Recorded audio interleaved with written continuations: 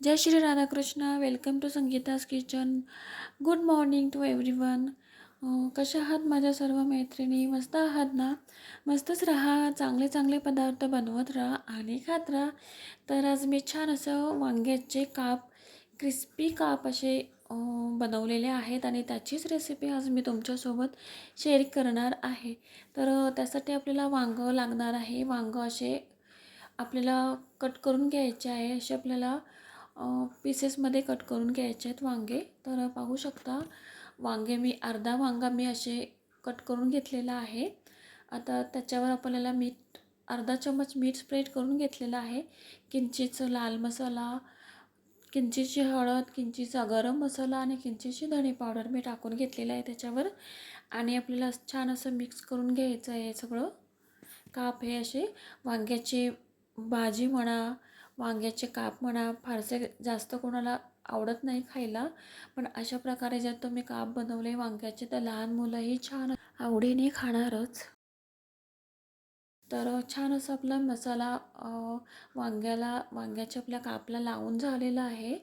तर आता 1 चम्मच मी रवा घेतलेला आहे.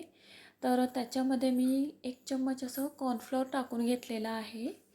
मिक्स करून घ्यायचं आहे आपल्याला हे व्यवस्थित. आणि आपण जे काप बनवलेले आहेत ते छान रवा आणि कॉर्नफ्लोअर आपण मिक्स केलेलं आहे त्याच्यामध्ये व्यवस्थित असे हे काप आपल्याला टाकून घ्यायचे आहेत.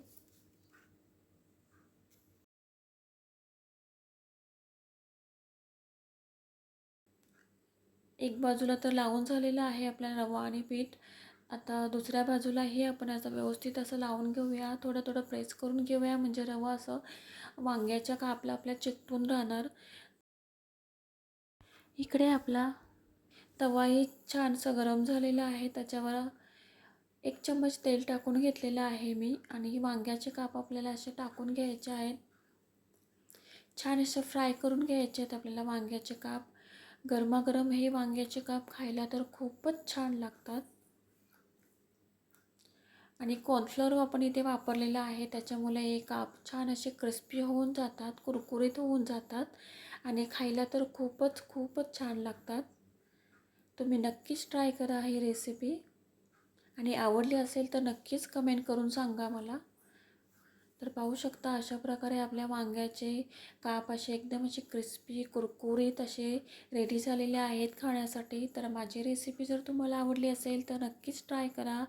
लाईक करा, शेअर करा, सबस्क्राईब करा. Bye bye.